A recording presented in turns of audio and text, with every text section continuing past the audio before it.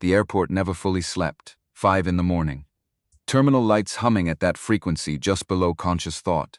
Somewhere a gate changed. Somewhere a flight was delayed. Somewhere 500 people were already moving towards something they didn't yet know was waiting for them. One man stood in the check-in line without checking his phone. That detail shouldn't matter. But it did, because 3 gates down, a woman was boarding the same flight. Senior executive, corner office. 14 years of knowing exactly which rooms she belonged in, and exactly which people didn't. She had already decided about him before he reached his seat. She had no idea who she was deciding about. The boarding door opened. First class filled. 2 strangers settled into row 3, separated by 18 inches of armrest and a distance that was about to become something neither of them could take back. He didn't react. She didn't stop. And the plane began to move. The morning had that particular stillness that only airports get before 6 a.m. Not peaceful. Not quiet in the way a library is quiet. More like the silence of a machine that never fully stops. The fluorescent lights at LAX buzzed at a frequency just below conscious hearing. The cleaning crew moved in slow arcs across the terminal floor. A woman at the coffee cart counted change without looking up. Darnell Cooper stood in the check-in line and did not check his phone. This was unusual enough that the man behind him noticed, glanced at Darnell's hands, glanced at his own phone, went back to scrolling. People who didn't check their phones in lines made other people uncomfortable, like they were being watched. Like stillness was a judgment. Darnell wasn't judging anyone. He was just thinking. The bag hanging from his left shoulder was a duffel. Dark brown leather, worn soft at the corners, one zipper pull slightly bent from years of use. Not expensive anymore, though it had been once. His wife had picked it out at a shop in Buckhead 11 years ago, insisting on leather over nylon because, her exact words, "Nylon is for people who don't plan on going anywhere worth remembering." She had laughed at herself immediately after saying it, because she laughed at herself often, and he had bought the bag because she was laughing, and because she was right about most things. Beverly Cooper died 4 years ago, on a Tuesday in March. The bag still smelled faintly of the cedar sashes she kept in their closet. Not strongly. Just enough. Just enough that if he pressed his hand against the side of it on a bad morning, something in him settled. He pressed his hand against it now. The line moved. He moved with it. At the counter, the attendant, young, tired, professional in the way that people are professional when they've already worked 4 hours before most people wake up, looked up and reached for his ID without ceremony. Darnell handed it over. She glanced at it. Started typing. "Laudy boarding is available. Mr. Cooper, your flagged for regular line is fine. Not impolite. Just clear." She blinked, typed something else. "Okay? And your bag, are you checking? Carrying on." She printed his boarding pass and slid it across the counter with the automatic smile of someone who had given out approximately 4,000 boarding passes this month and felt neutral about all of them. He thanked her by name. He'd read it off her badge, and she stopped for a fraction of a second, recalibrated, and gave him a different smile. A real one. He walked toward security. What she didn't know, what no one in the LAX terminal at 5:53 in the morning knew, was that the man with the worn leather bag and the flannel shirt and the quiet patience in the check-in line owned 75% of Meridian Holdings, a logistics and commercial real estate company headquartered in Atlanta with operations across 22 states and a quarterly revenue that had cleared $800 million in the most recent fiscal year. He had not taken the company jet. He never took the company jet for domestic flights. This was not a policy, it was a habit. Something his father had said once. The day you stop standing in the same line as everybody else is the day you stop understanding what everybody else is dealing with. Darnell had carried that forward without conscious decision, the way children carry forward the best things their parents said without always remembering the moment they said it. Through security, down the terminal, gate 22B, he had 40 minutes. He bought coffee from the cart near the gate. Dark roast, no sugar, the kind of order that took 3 seconds to say, and meant he wasn't trying to make anyone's morning complicated, and sat down in a chair facing the windows. The tarmac outside was gray in the early light. Planes moved in the distance, patient and enormous, following their invisible paths. He opened his briefcase, not a laptop, actual paper folders, 7 of them, tabbed and ordered, personnel files. 3 weeks of reading, cross-referencing, following the thread of something that had started as an anomaly and had become, with each new page, a pattern. The name at the top of the first folder was Stephanie Harris. He had not been looking for Stephanie Harris specifically when this started. He had been doing what he tried to do twice a year, a quiet audit of the company's internal complaint records, the kind of review that most majority owners delegated entirely to legal teams or HR directors. Darnell didn't delegate it entirely. He read the summaries himself. He asked questions. He followed up. What he'd found 3 weeks ago was a gap, not a missing document, not an obvious erasure, a gap of a different kind, the kind that forms when too many complaints against the same person resolve too quickly and too quietly over too many years, each one settled with language designed to close a door, without anyone having to admit what was on the other side of it. 37 terminations in 3 years, under Stephanie Harris's direct supervision or immediate oversight. That number alone wasn't unusual. Meridian was a large company. People got fired.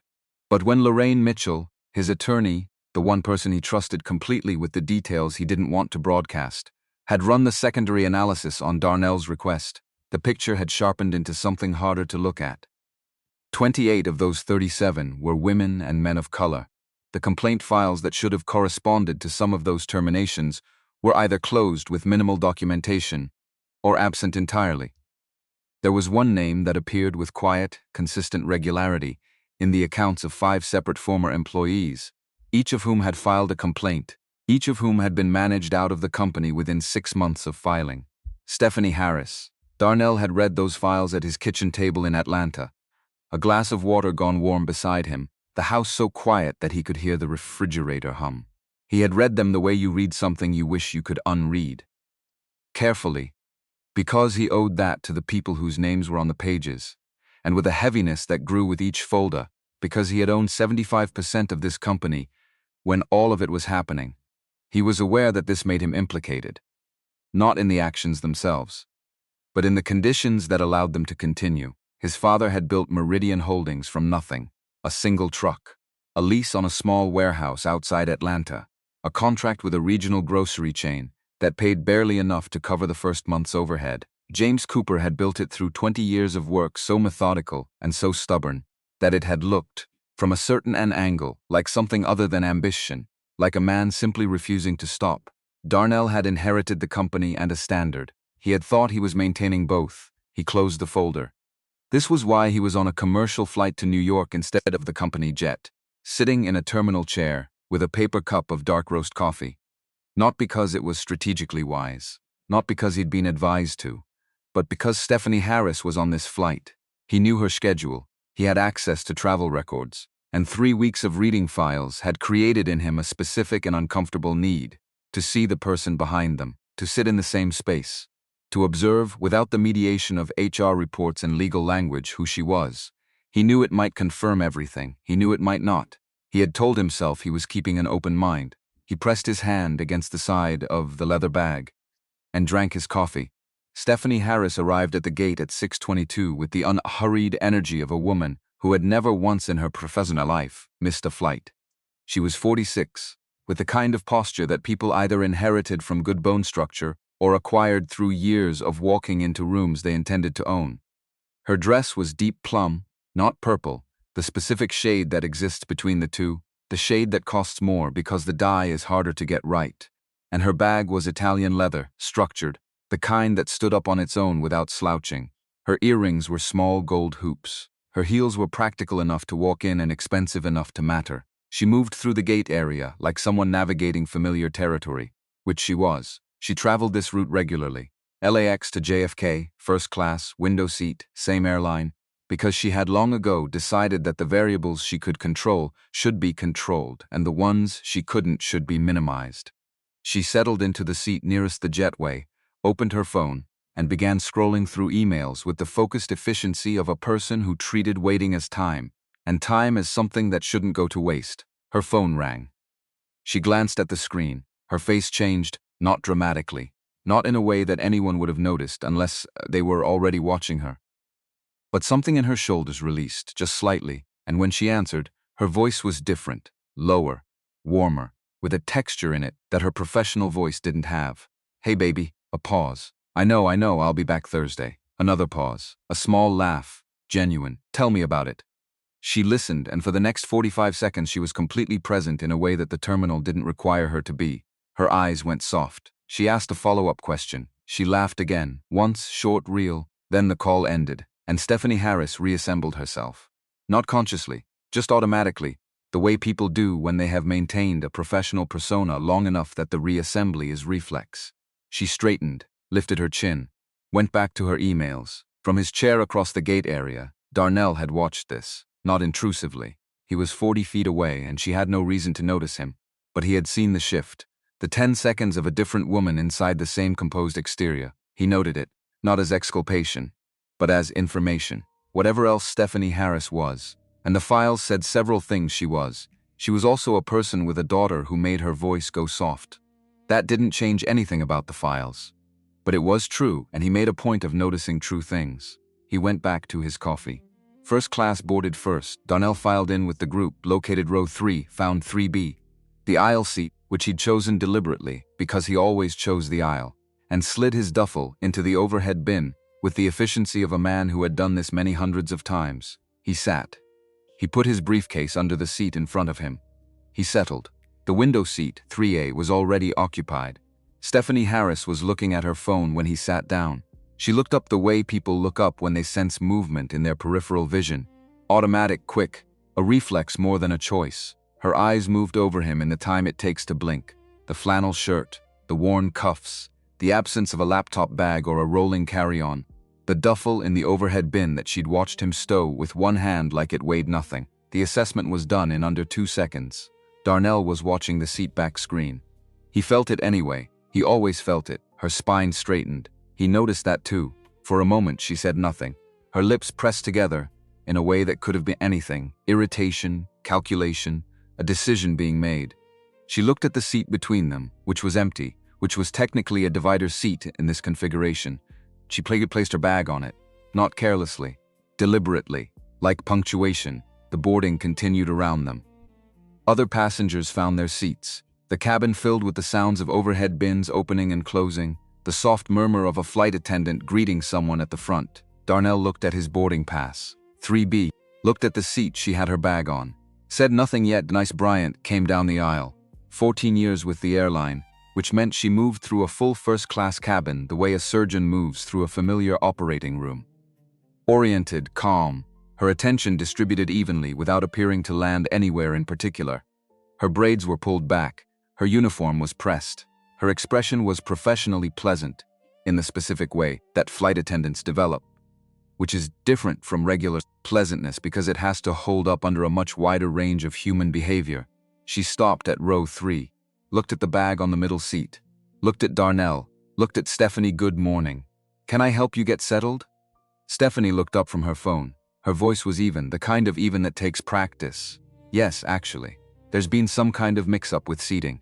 This gentleman, and she gestured at Darnell without looking at him directly, the way people gesture at objects they want moved, seems to think he's in 3B. Denise looked at Darnell. May I see your boarding pass, sir? Darnell handed it over. Denise looked at it. Her expression didn't change in any way that was visible. 3B is correct. She handed it back. This is your seat. Stephanie's jaw moved. A small adjustment. That can't be right. Can you check again? Denise had already checked again in the time it took Stephanie to say the sentence. The boarding pass is valid. 3B is assigned to this passenger. Stephanie set her phone face down on her tray table. That was when Darnell knew the conversation was changing. When someone put their phone down and gave you their full attention in an argument, they had decided to commit to it. I'm going to need you to find him another seat. The words were not loud. That was the first thing. They were not loud, which meant she wasn't performing for the cabin yet, which meant she still believed this could be handled cleanly, internally, with the authority of her tone and the assumption that authority of tone had always gotten her what she needed. Denise's voice stayed level. Miss Harris, first class is fully booked this morning. There isn't another seat available in this cabin. Then put him in business. The pause after that sentence was about 3 seconds. Denise filled it by not filling it. Just standing there with her professional expression, letting the sentence exist in the space without rushing to cover it up. Darnell said, I'm not moving to another cabin. His voice was the same temperature it had been all morning. Not raised, not apologetic. This is my seat. I paid for this seat. Stephanie turned and looked at him directly for the first time. It was the look of someone who had decided to be surprised and annoyed simultaneously. Like he had said something unreasonable. Like the unreasonable thing he'd said was existing in her vicinity without permission. Look, she said it like the word itself was a full sentence. A setup, a warning. I'm sure you understand that this isn't personal, but I travel this route constantly. I'm a senior executive at a major company. I have work to do on this flight and I need a seat, Darnell said. Which she blinked. He had not said it with heat. That was the thing that kept throwing her off. There was no escalation to push back against. No anger to match or dismiss. Excuse me, you have a seat. 3A window. I have a seat. 3B aisle. We both got what we paid for. Stephanie's mouth opened, closed. Something moved across her face. Not quite embarrassment, not quite fury. Something that occupied the territory between them, where a person sits when they realize the script they came in with isn't running the way it was supposed to. She picked her phone back up. Turned to Denise. Get your supervisor. The supervisor came. A man named Gary. 12 years with the airline. The kind of person who had been in this situation enough times to walk into it without visible dread. He looked at both boarding passes. He confirmed the assignment. He explained what Denise had already explained, with slightly different words and the same result. Stephanie's voice had gotten louder by then. Not shouting, but carrying.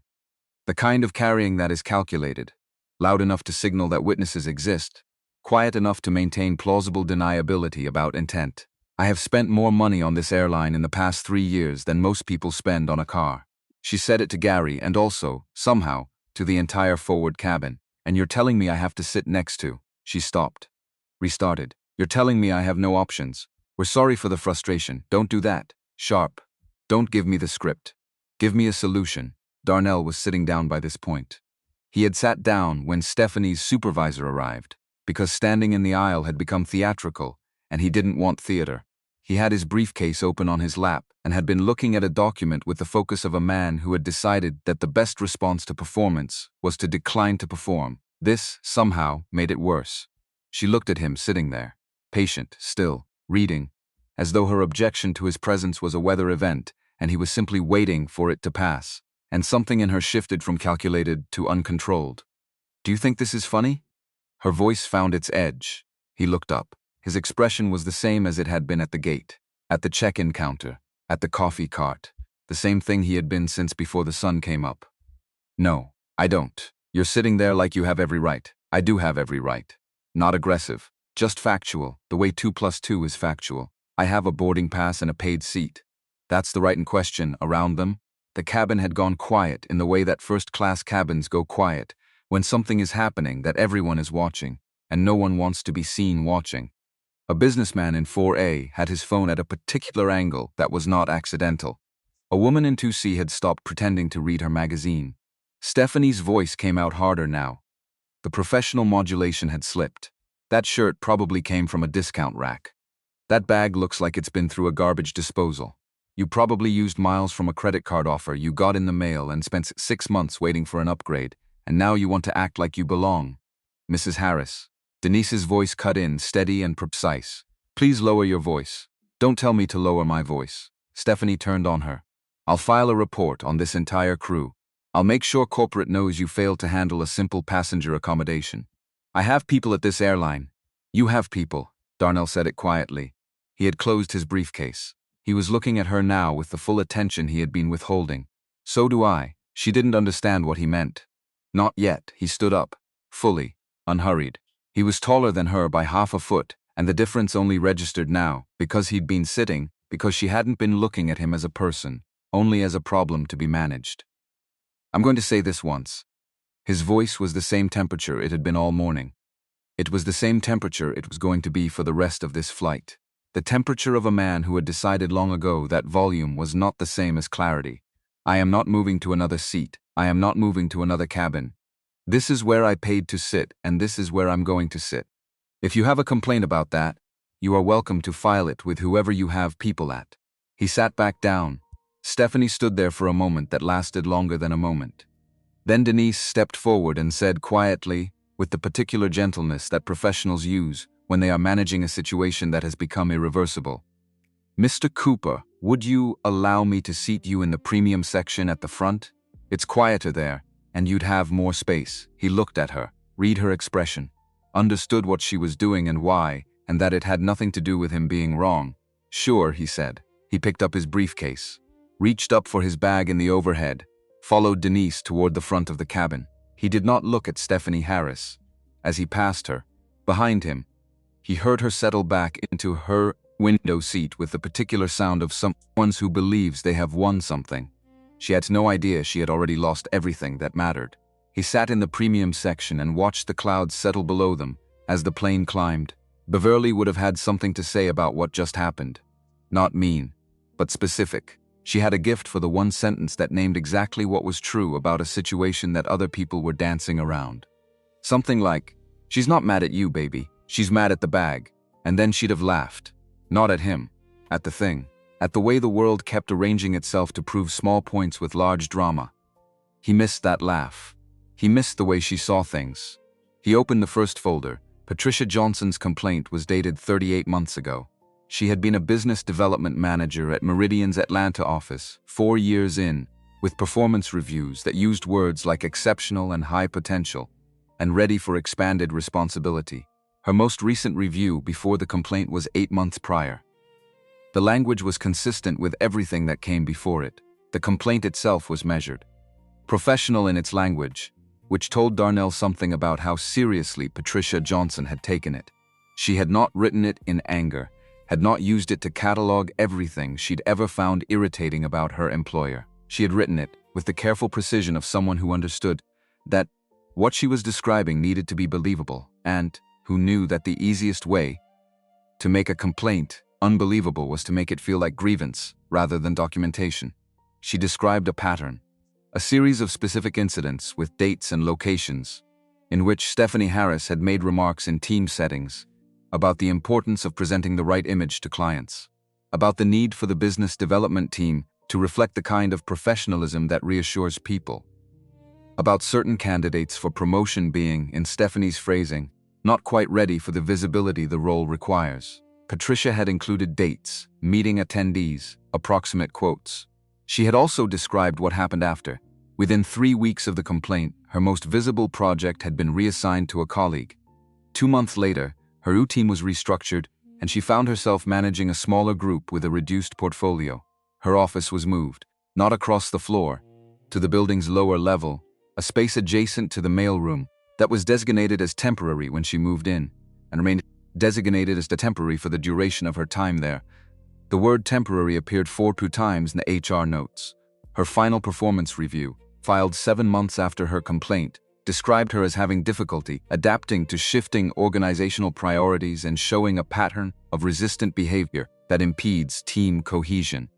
The specific incidents cited as evidence included 2 meetings that Patricia's calendar showed she had not attended because she had not been invited. She was terminated 11 months after filing her complaint.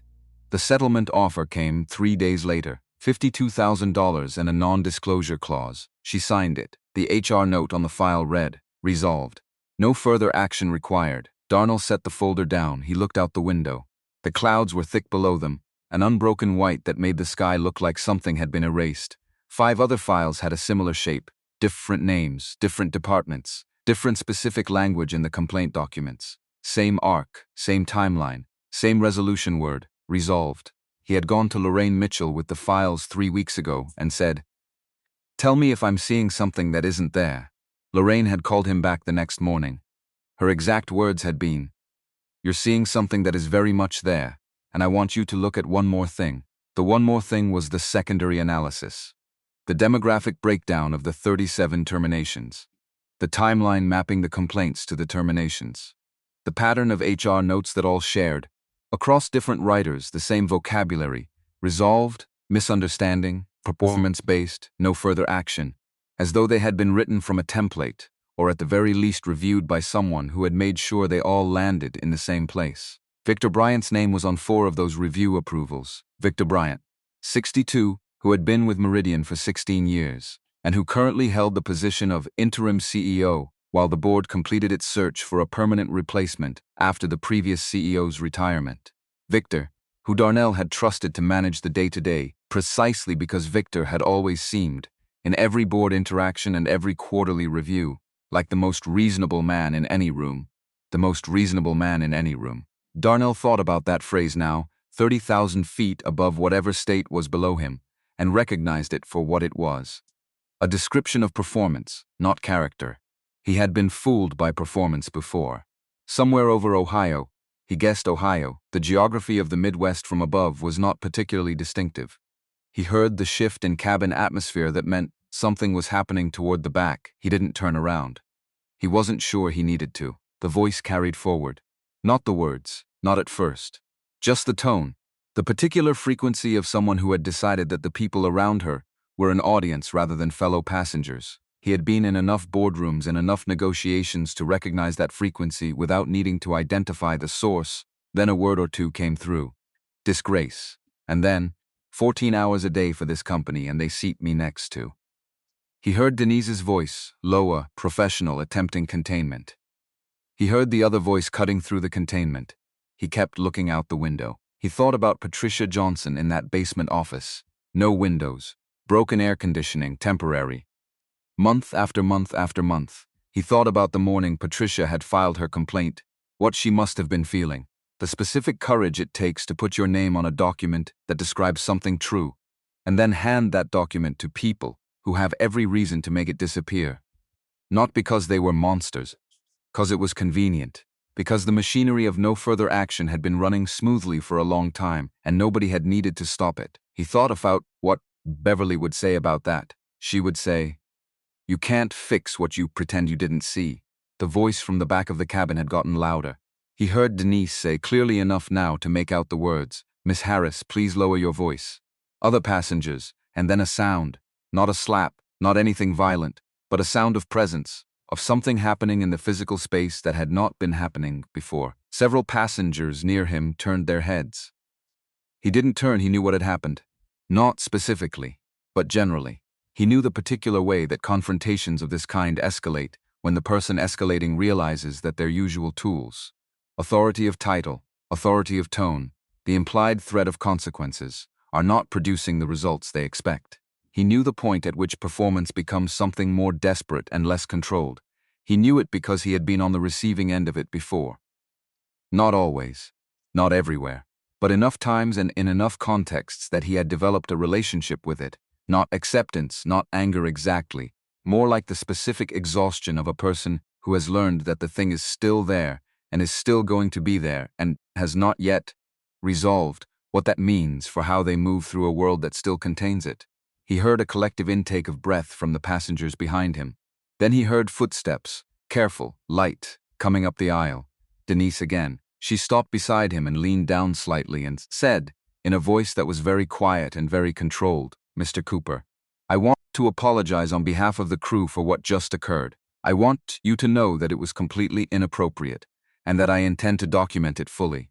He looked at her. There was something in her face beyond professional courtesy. Something personal, careful, resolved. "I appreciate that," he said. "I'd like to ask you something, of course, when we land. Before you file anything, would you be willing to talk to me? Not as crew to passenger. Just two people talking." She looked at him for a moment. Looked at the briefcase on his lap, the folder visible inside it, the name on the tab. Looked back at his face. "Yes," she said.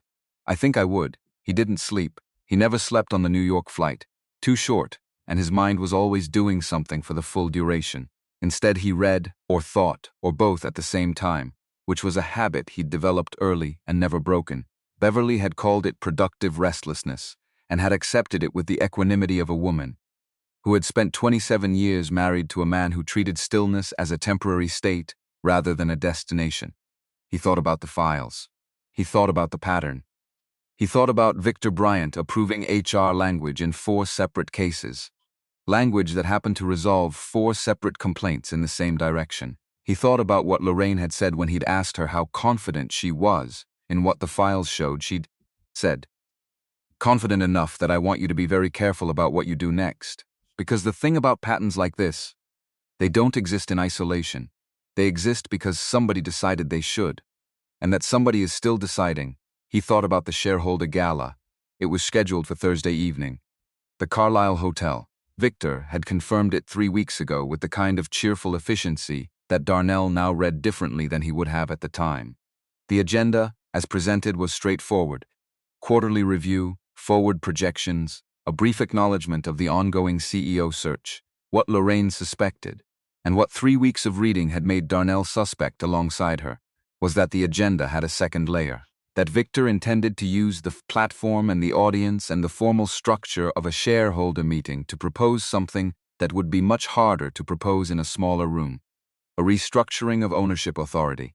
A mechanism that would, practically speaking, limit what a 75% owner could do without board consensus. The kind of restructuring that would make a great deal of sense to the people who had spent years building something they didn't want examined. Darnell had been the majority owner of Meridian Holdings for 11 years. He had never had reason to exercise that ownership in a confrontational way. He had never needed to. The company ran. The numbers were good. The people around him had seemed, in every interaction, like people who understood what the company was supposed to be. His father had built it to create opportunity. That was not a mission statement from a brochure. It was the actual thing. James Cooper had grown up in a part of Atlanta where opportunity was something you heard about from other neighborhoods. And he had spent his working life building a company that hired people who weren't being hired elsewhere, promoted people who weren't being promoted elsewhere, and maintained, with stubborn consistency, the principle that what you could do mattered more than what you looked like while doing it. Darnell had inherited that company. He had genuinely, continuously believed, that he was stewarding it. He looked at the folder on his lap. The word resolved looked back. He thought, I did not resolve this. I did not see it. I did not know. And then, because he was his father's son, and his father had never let himself stay too long in the passive voice, I should have known. I should have been looking. The size of the company is not an excuse for the distance I allowed between myself and the people in it. That thought sat with him until the descent began, and the clouds broke open and New York spread itself below him, gray and enormous, and he felt, in the particular way he always felt when something was coming, the specific weight of a decision already made. He had not come to New York to confirm what he suspected. He had come to do what was necessary. She came to find him before they reached the gate. He heard her before he saw her. The precise click of heels on the aisle floor, measured and deliberate, the walk of someone who had decided to do something and was now executing the decision before the nerve ran out. He kept his eyes on the window until she was beside him. Then he turned. Stephanie Harris, standing in the narrow space between seat rows, looked different from Stephanie Harris, commanding a gate area or escalating a complaint. She was still composed. The dress was still pressed. The posture was still precise. But her hands were not quite right. Something in the way she was holding them, not clasped, not loose, somewhere in between, the physical residue of a person managing something internal. Mr. Cooper. Her voice was careful, quieter than it had been. I had no idea who you were when I know you didn't. She paused. I want to apologize. What I said, what I did was inexcusable. I was stressed. The week has been Mrs. Harris. He said it the same way he said everything, same temperature. I knew who you were when you walked onto this plane. The sentence landed. He watched it land. Watched the understanding move through her face in stages. First confusion, then the beginning of something else, then the full weight of it settling somewhere behind her eyes. You. She stopped. You knew. I've been reviewing personnel files for 3 weeks. Your name appears in them frequently. He held her gaze. I booked this flight because you were on it, not to embarrass you. Because I needed to see things for myself rather than through paper. Her jaw tightened, loosened. The complaints were settled, legally closed. There was never any. Settlement isn't accountability, Miss Harris. She tried a different angle. He could see her trying it. The slight recalibration, the decision to move from apology to defense. If you're planning to use what happened today as some kind of basis for, this would be considered retaliation. I have it. You're threatening me, he said, on a plane full of witnesses, after what just happened in front of recording devices. She closed her mouth. I'm not interested in retaliation, he continued. I'm interested in accuracy. What happened today doesn't change the files, but it confirms something about them that I was still, until this morning, hoping might be explained differently. She stood very still. The shareholder meeting is Thursday, he said. I suggest you prepare. He turned back to the window.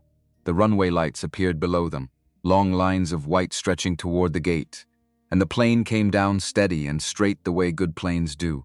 And Darnell Cooper kept his hand resting against the leather of the bag that still, faintly, smelled of cedar. JFK had a specific quality in the late afternoon. Not chaotic, not calm, but pressurized. The particular density of a place processing enormous quantities of people and doing it just barely fast enough to avoid visible collapse. He let most of the passengers deplane ahead of him. He was in no rush. The meeting he needed to have was not at any office or hotel. It was here in the terminal with Denise Bryant, who had said yes in the way that people say yes when they mean something more than agreement. She found him near the gate. She had changed out of her uniform jacket, which meant she was on her own time now, which meant she had chosen to be here rather than being required to be. That distinction mattered. She was a small woman, and without the jacket she looked younger, though the expression on her face was not young. It was the face of someone who had been deciding something for a while and had decided. "You wanted to talk," she said. "I did." He gestured to a quieter stretch of gate corridor. They walked to it. He asked, "How long have you been with the airline?" 14 years. "And in those 14 years, have you filed an incident report?" 3 times, she said it without hesitation. 2 medical emergencies.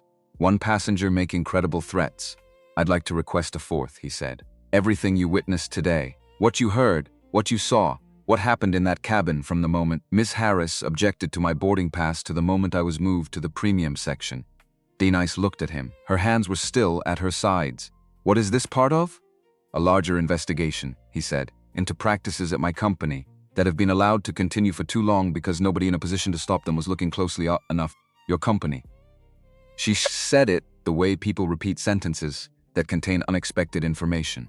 Testing whether it sounds different the second time. "Meridian Holdings. I'm the majority owner." He let that sit for a moment. "Stephanie Harris is a senior executive there.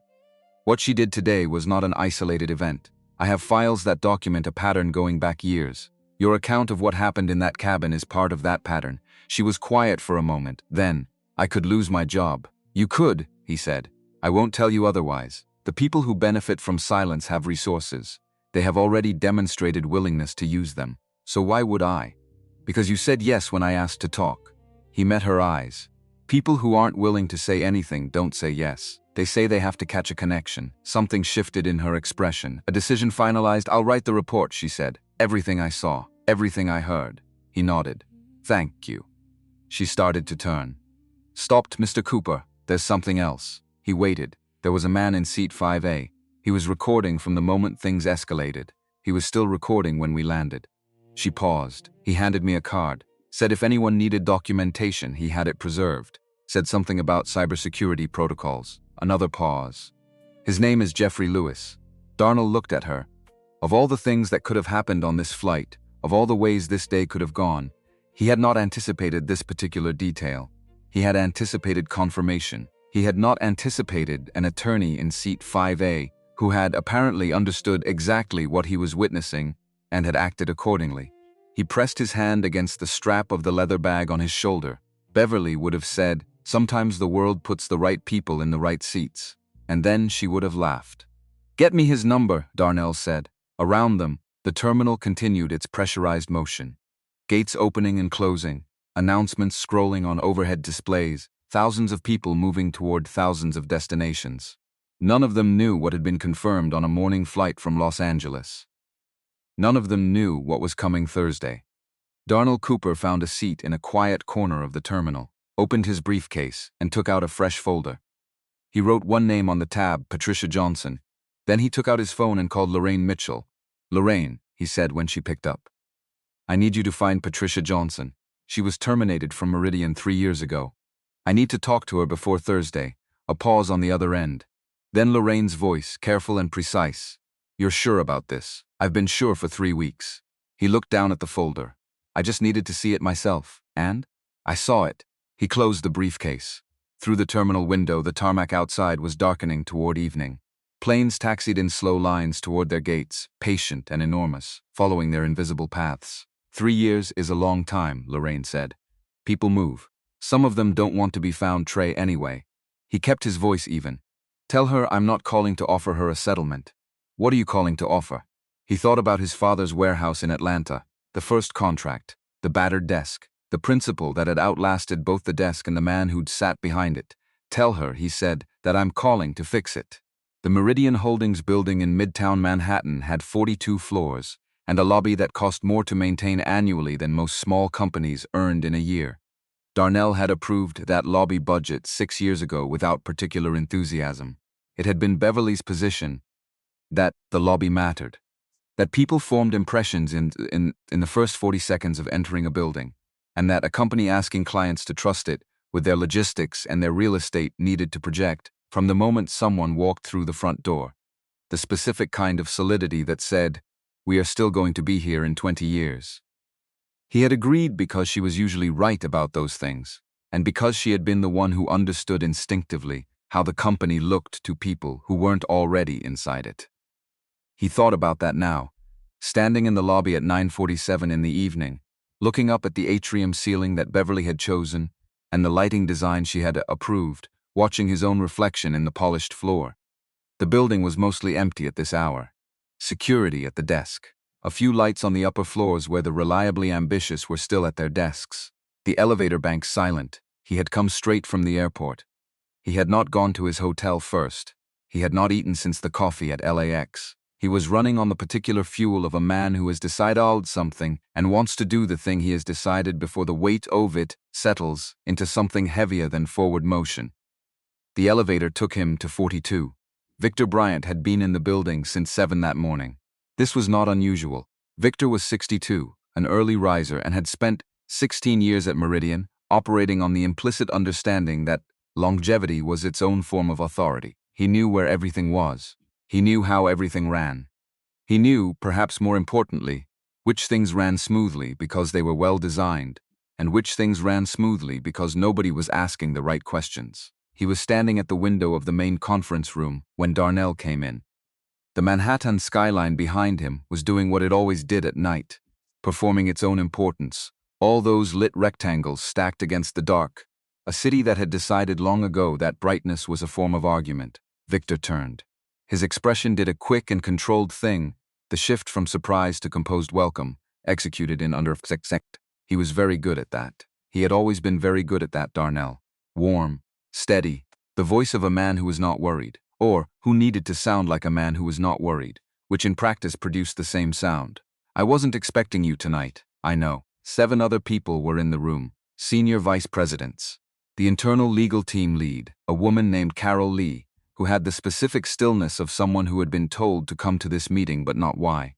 2 people Darnell recognized from the finance division. 2 he didn't. They all looked at him. He looked at Victor. "I want an independent ethics investigation," Darnell said. He did not sit down. He did not put his briefcase on the table. He stood in the doorway and let the sentence exist in the room. "Full audit of discrimination complaints for the last 5 years. External investigators." Not this team. The silence that followed lasted approximately 4 seconds. Long enough for everyone in the room to understand that this was not a request being floated for discussion. Carol Lee's voice was careful, the professional caution of someone who understood that the next thing she said would be on record in some form. "Mr. Cooper, I want to make sure we're approaching this in a way that protects the company's interests. Launching an investigation under these circumstances, given what happened today, given the media coverage that's already running, it creates a narrative that we've done something that requires." "We have," Darnell said. The room absorbed that. Victor spread his hands on the table, the gesture of a reasonable man.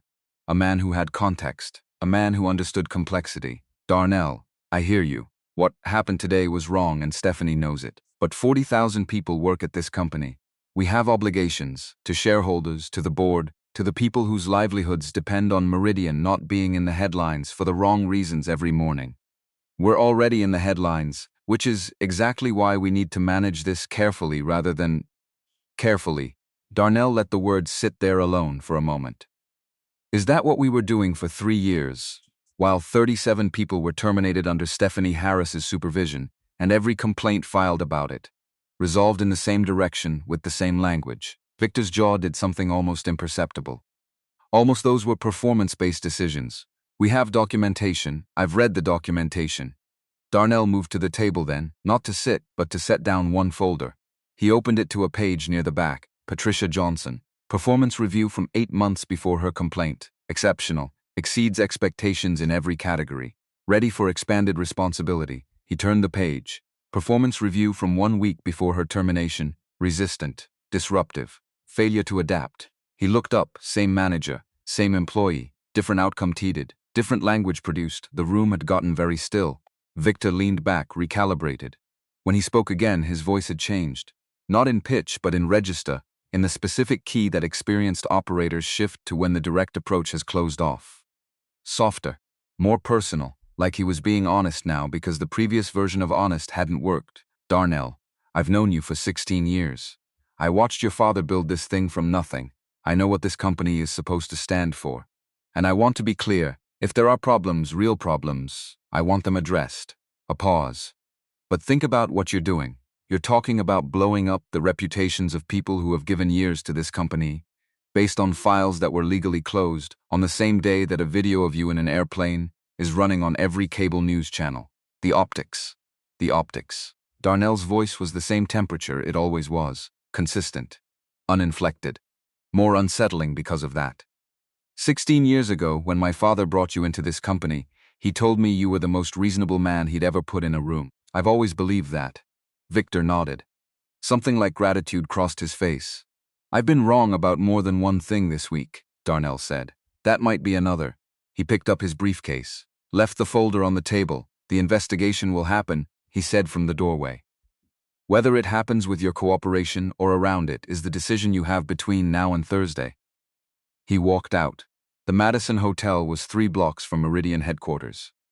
He had chosen it deliberately, close enough to be present, far enough to be outside the building's atmosphere, which he was beginning to understand had a particular gravity he hadn't noticed from inside it. Lorraine Mitchell was already in the room when he arrived. She had ordered food he hadn't asked for, a sandwich, a side of something, black coffee, and had arranged her documents across the small table with the methodical precision that was her natural state of operation. She had been a litigation attorney before pivoting to independent investigation work, and she still moved through information the way trial lawyers do, looking for the thing that will hold up under the worst pressure someone can apply to it. She looked up when he came in. Read his face. How was the meeting? Informative? Victor? Knows more than he's ever told anyone. Including me. She nodded once, slid a folder across the table. Patricia Johnson. I found her. He sat down, picked up the coffee, drank it standing. The folder held an address in Harlem, a phone number, a note from Lorraine. She agreed to speak. Didn't ask why. Asked only if it would require her to sign anything, and when I said no, she said okay. Below that, in Lorraine's spare handwriting, she sounded tired, Darnell.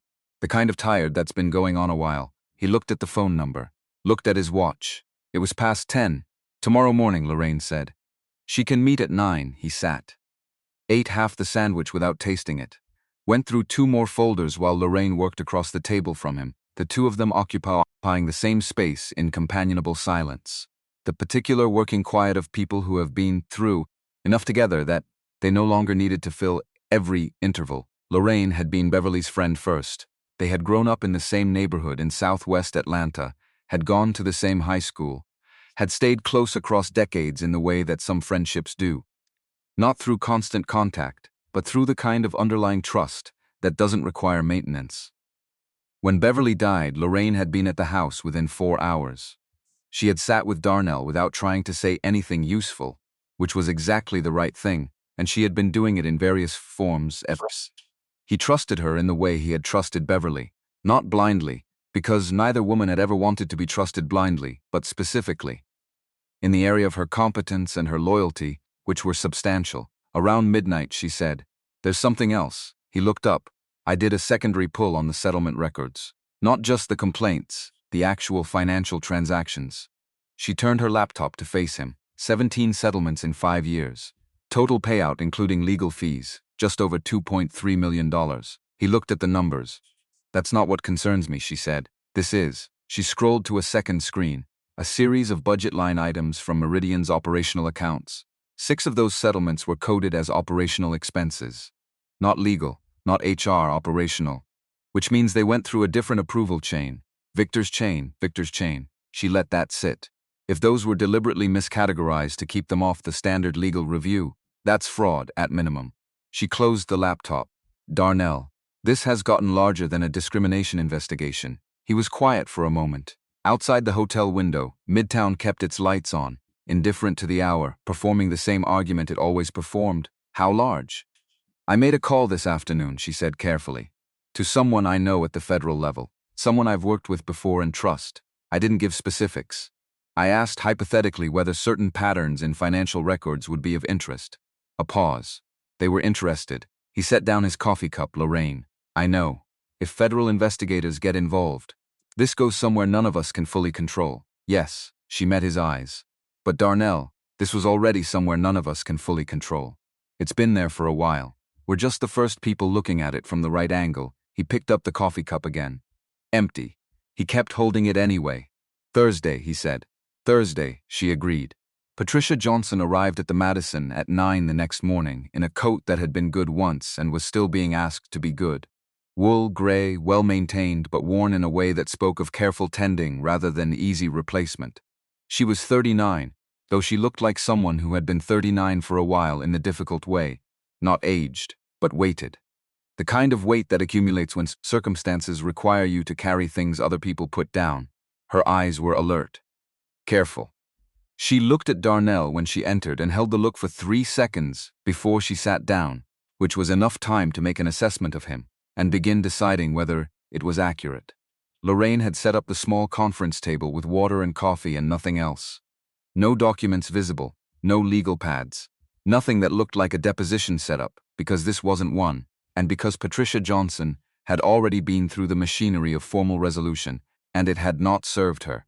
And the last thing this morning needed to look like was another version of that machinery, Miss Johnson. He didn't extend his hand immediately. Let her settle. Thank you for coming. She looked around the room. Back at him. You own the company, yes. The company that fired me, yes. She considered this. Her hands were in her lap, not clasped, not tense. Just resting there, present, the way the hands of someone who has been through something sit when they're not performing anything. Why am I here? Because I owe you an apology, he said. And because what I'm going to ask you is going to require you to understand that I mean it. Something shifted in her expression. Not softening, more like a recalibration. The look of someone who had prepared for several versions of this conversation and had not prepared for this version. Go ahead, she said. He did not look at his notes. He had read the file enough times that the specifics were no longer on paper. They were in him, the way things get into a muscle when they've sat with him long enough. You filed a complaint 38 months ago. What happened after that complaint was not a failure of process. It was a deliberate use of process to protect a person who should have been investigated instead. He looked at her directly. I owned 75% of this company when that happened. I didn't know. But not knowing is not the same as not being responsible. I should have had systems that made it impossible to bury a complaint like yours. I didn't. That is on me as much as it is on anyone else. The room was quiet. Patricia looked at him for a long time. Then 3 years ago, I sat across from an HR director who told me I was being overly sensitive. Her voice was even, controlled in the way that evenness sometimes is. Not calm, but compression. She used the word perspective. She said I needed to adjust my perspective, as though what I was describing was a matter of interpretation rather than a documented pattern of behavior by my direct supervisor. A brief pause. I had dates. I had emails. I had the names of 5 colleagues who witnessed at least 2 of the incidents I described. None of it mattered, I know, after I was terminated. She stopped. Started again with the precision of someone choosing words for accuracy rather than effect. I spent 4 months without health insurance. I was in the middle of a treatment course. I had to stop it. I couldn't afford to continue. She looked down at her hands. Back up. I took a job at an electronics store.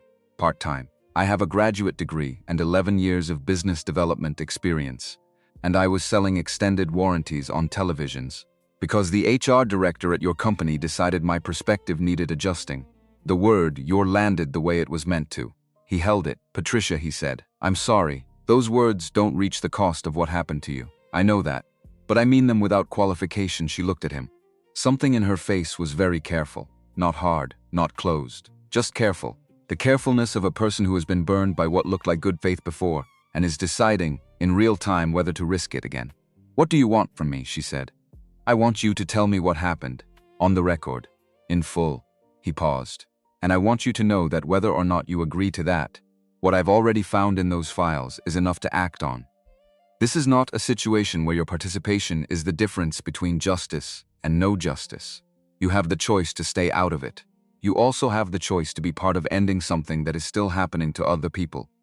She was quiet for what felt like a full minute. Outside, The city went about its business. A cab horn somewhere, the steady wash of traffic, the ordinary friction of a place full of people doing what they needed to do to get through the day. Who else? She finally said. Who else filed complaints? 5 others that I've confirmed, possibly more, and they're willing to talk. I'm working on it. She looked at the table, looked at the coffee she hadn't touched, picked it up. Put it back down without drinking, Stephanie Harris, she said. Does she know you're doing this? She knows something is coming. She doesn't know the shape of it yet. Patricia nodded slowly. She's good at this, Mr. Cooper. You should understand that. She's not careless, she's deliberate.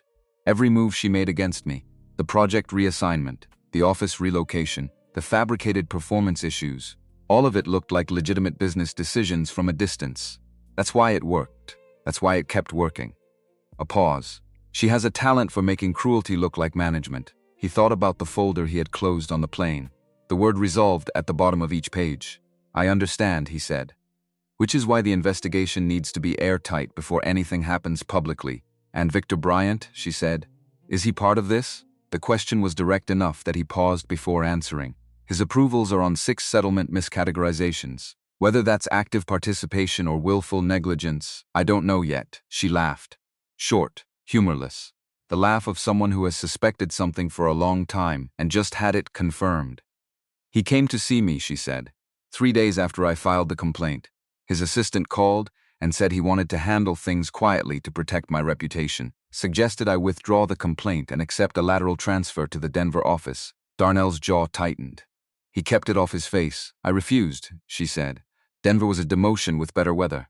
Smaller territory, lower commission structure, no path to anything. And I knew that if I accepted it, I was confirming that what I described didn't matter enough to be worth addressing. She paused. So they addressed it differently. Lorraine, who had been at the far end of the table with her notepad, spoke quietly.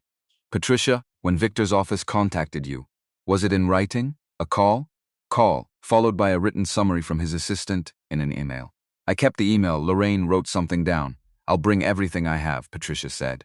The original complaint, the emails, the performance reviews before and after, the meeting notes. She looked at Darnell. I kept copies of everything. I kept them because I thought someday it might matter. A pause. The first thing that looked almost like release. I'd like it to matter. It will, he said. I can promise you that. The look she gave him in response was not gratitude. Not yet. It was the look of a woman who had heard promises before and was reserving judgment until she saw what they produced. That was fair. That was exactly fair. He respected it completely. He spent the afternoon at the temporary office Lorraine had arranged. A borrowed space on the 31st floor of a building 6 blocks from Meridian, belonging to a law firm that owed Lorraine a professional favor. The firm's regular tenants were gone for the day, which meant the floor was quiet, and the Wi-Fi was functional, and nobody was going to walk past the glass partition and recognize Darnell Cooper from the morning news. Because by 2 in the afternoon, he was on the morning news, not prominently, not on the front page of anything. But the video from the flight, which Jeffrey Lewis had, as advertised, preserved with forensic care and released through channels that gave it credibility as documentation rather than spectacle, had completed its journey through social media and arrived at the newsrooms of 3 major networks, 2 financial publications, and 1 aviation industry blog that had apparently been waiting years for exactly this kind of content. The coverage was, on the surface, about the incident on the plane, a first-class altercation, a senior executive's behavior, the usual scaffolding of a story that the internet consumed quickly and then moved past. But 2 of the 3 networks had done something the others hadn't. They had looked up Stephanie Harris, and they had looked up Meridian Holdings, and one of them had published a brief background piece that mentioned, without specifics, that Meridian had faced several internal HR disputes in recent years, the resolution of which has not been made public. It was a vague sentence, but it was in print now. Lorraine set her phone down. Victor is going to move tonight. What's his first call? Legal. Then board members individually, before they can coordinate. She tapped her pen against the table. He needs to get in front of the story before Thursday. He can't use the gala as a platform if the majority owner walks in with enough to blow the platform apart. So he needs to discredit me before Thursday, or remove you. She said it plainly. The morality clause in your employment agreement, the provisions related to behavior creating significant business disruption. I'm aware. He has enough board members who owe him favors or fear him enough to activate it. She looked at him. Darnell, I want to be honest with you about the next 48 hours. Victor Bryant has spent 16 years building relationships in this company.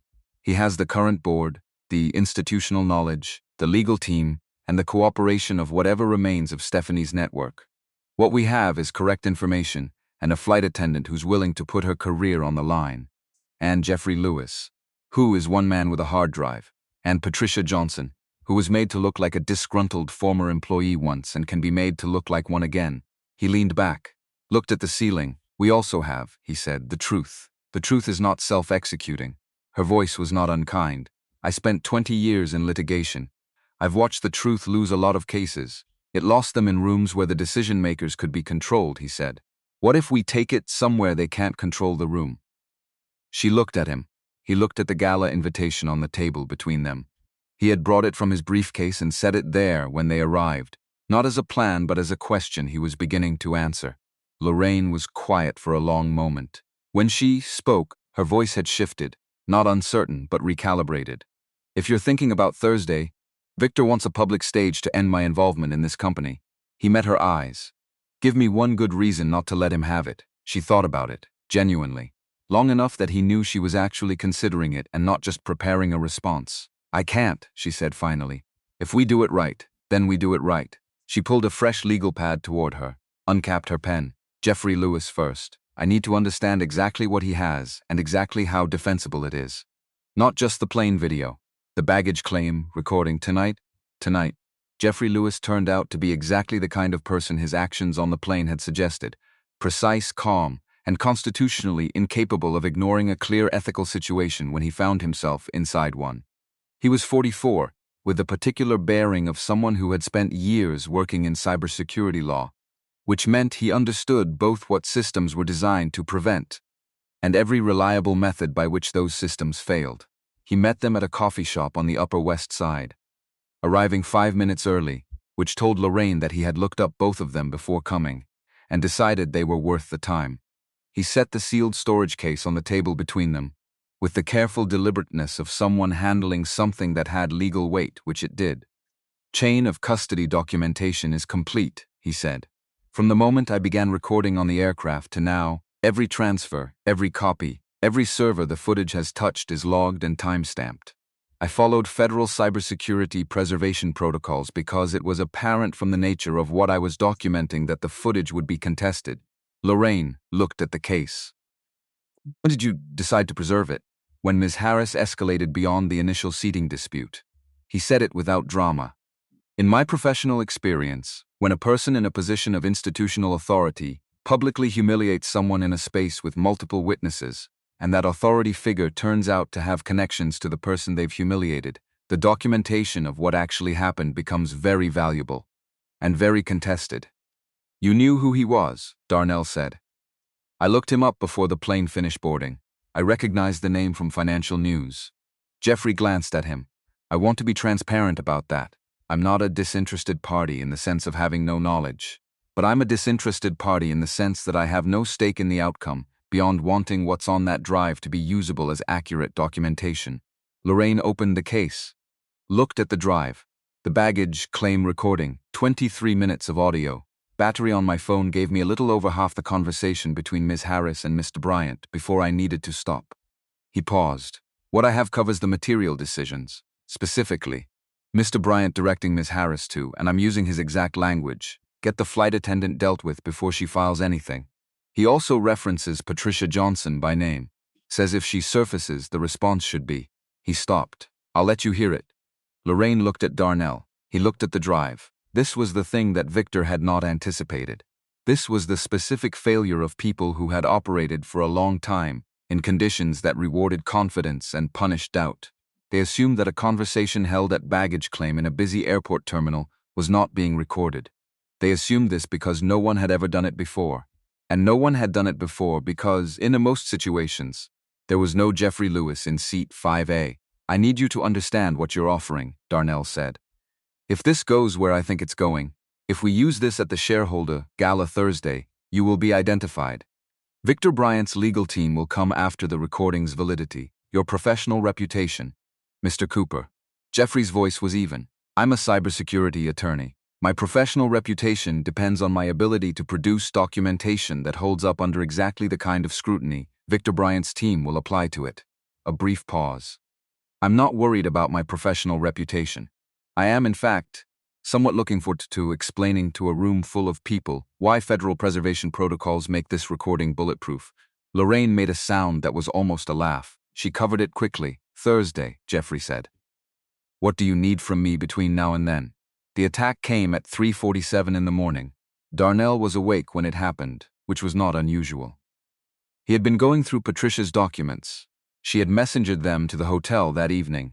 3 years of careful preservation, in a manila envelope that had been stored in the kind of careful way that told him she had never fully stopped expecting to need them. He had been reading through them since midnight, cross-referencing against the files from Lorraine, building the architecture of something that would have to stand up to hostile examination in a room with 500 people in it.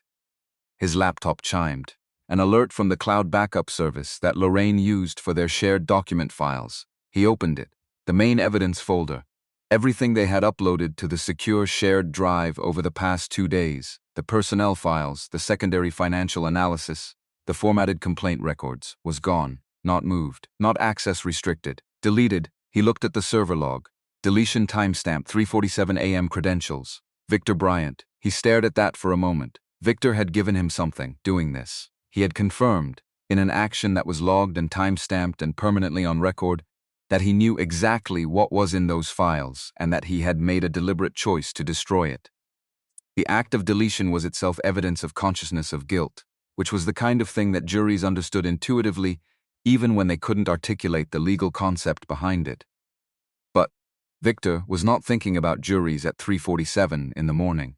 He was thinking about Thursday, about the 48 hours between now and then, about the specific window of vulnerability between the files exist, and they are presented to an audience too large to contain. Darnell's phone rang. Lorraine.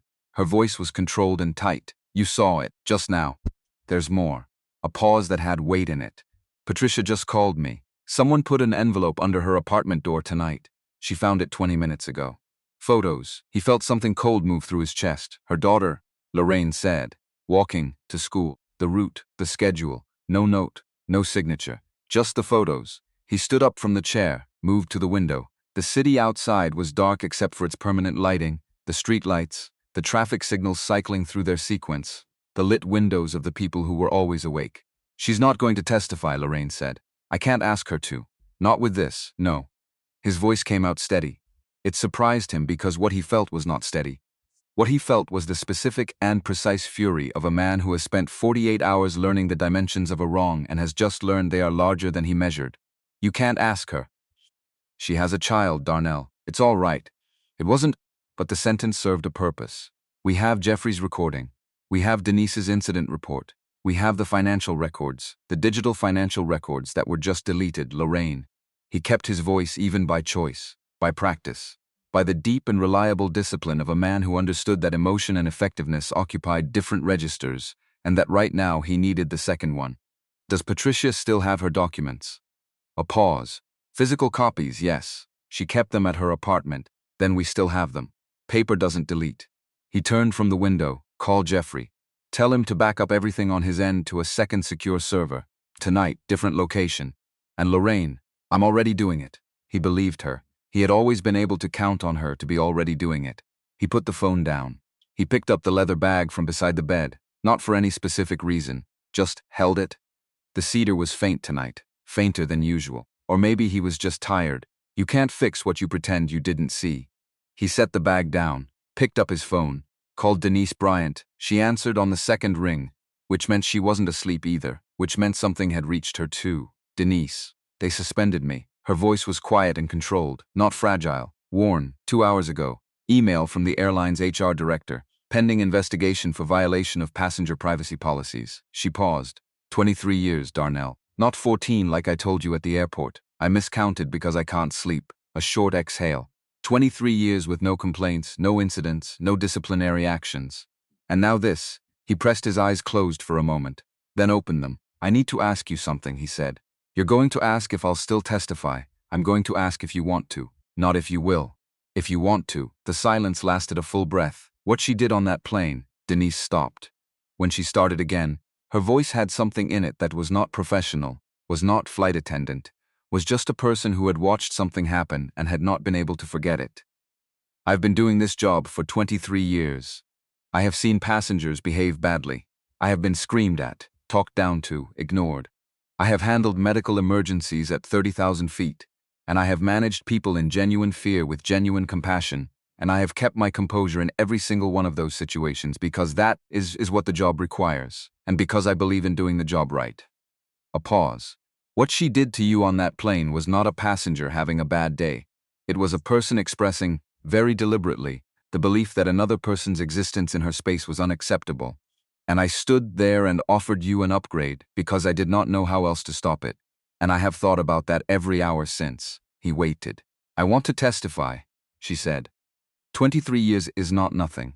But what happened on that plane is also not nothing. And if those are going to be weighed against each other, I'd rather be on the side of the thing that was true. He thought about Beverly again. The one sentence. The laugh. Thank you, he said. The morning brought 3 things. The first was a call from his board liaison, a board member named Terry Coleman, who had always struck Darnell as the most reliable of the group, the one most likely to call rather than wait and see. Terry sounded uncomfortable. The board had been contacted by Victor. There would be an emergency session Wednesday morning. There were concerns about the morality clause.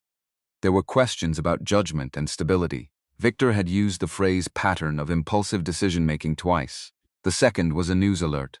A story had broken overnight. Byline from a financial reporter who had covered Meridian for years, describing leaked internal communications suggesting that Darnell Cooper had, in his own words, planned to use this situation as a pretext to execute a vendetta against a loyal executive. The emails were formatted correctly, carried his signature line, and were almost certainly fabricated. Almost. Which was the point. Enough doubt, enough noise in the signal. The third was a text from Lorraine, sent at 6:42. Federal contact confirmed. They want what we have.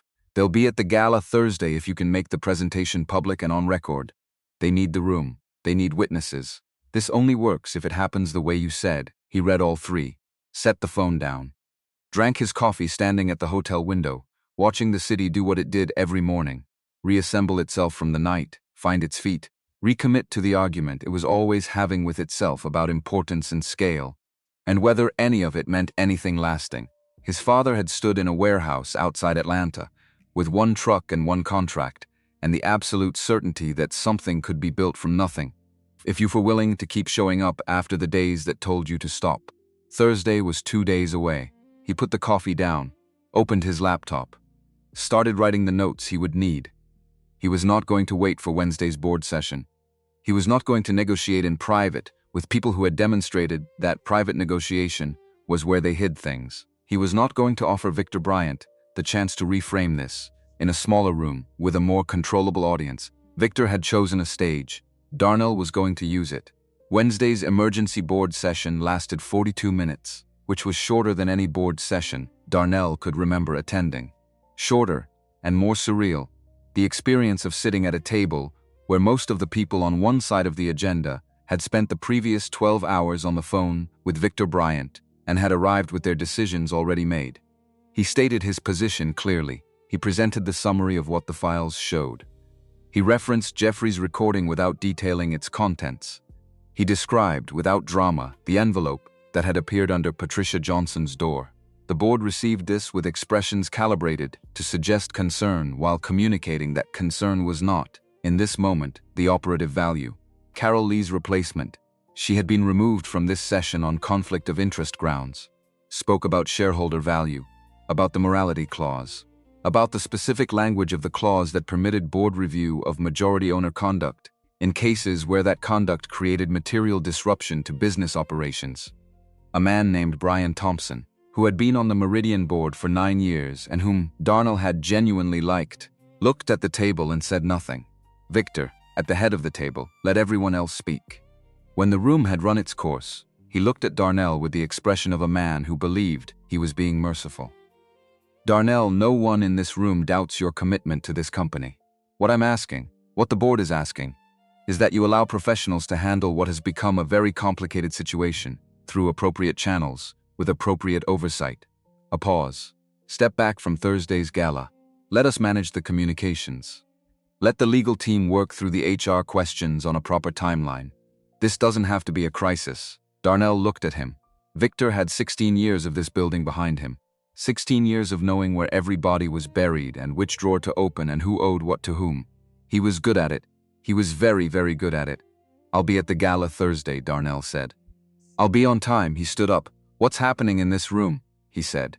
Not looking at Victor, looking at Brian Thompson, who was still looking at the table, is not protection, it's continuation. There's a difference. I spent 48 hours learning it. He picked up his briefcase. I'll see you Thursday. He called Lorraine from the elevator. Bard tried to invoke the morality clause. They don't have the votes yet. Victor needs 2 more.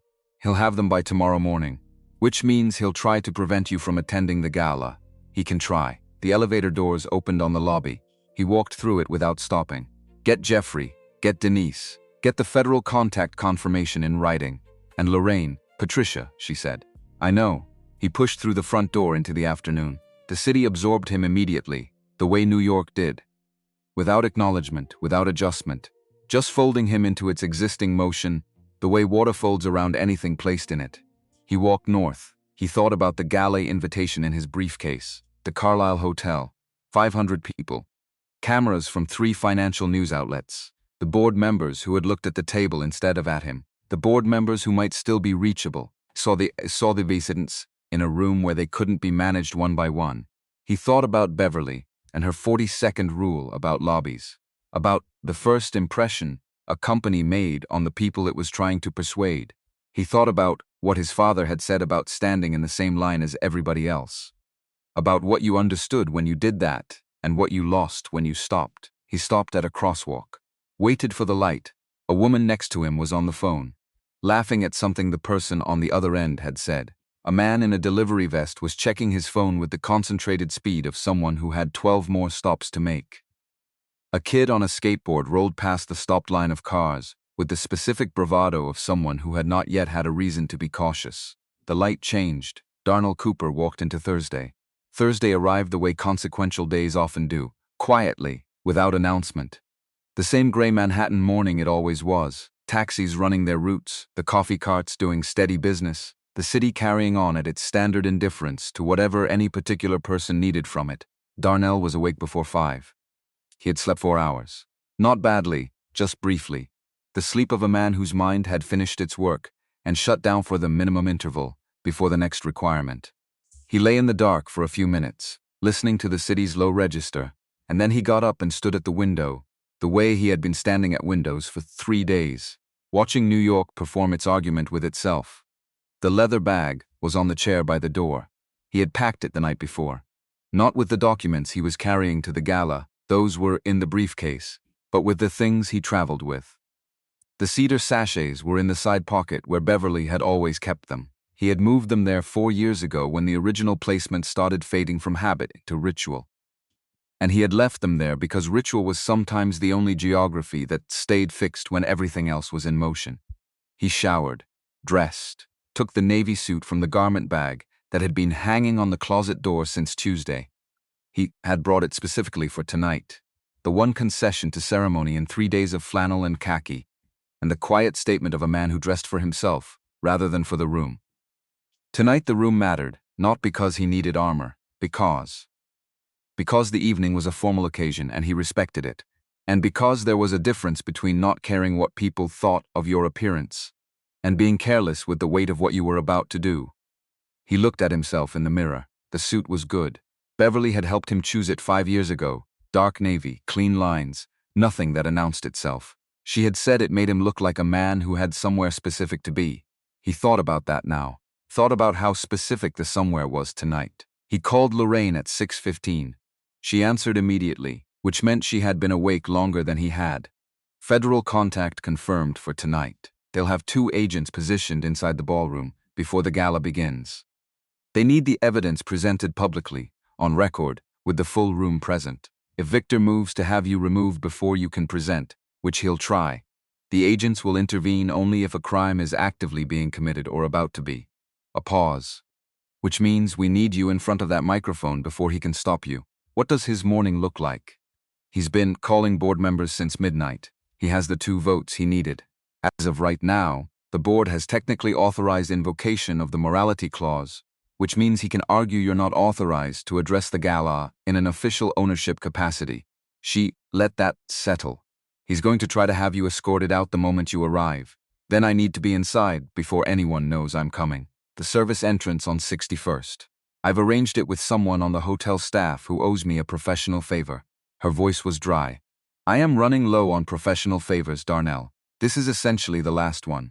I'll owe you the rest. You'll owe me considerably more than the rest. A brief pause that contained something warmer than the surrounding efficiency.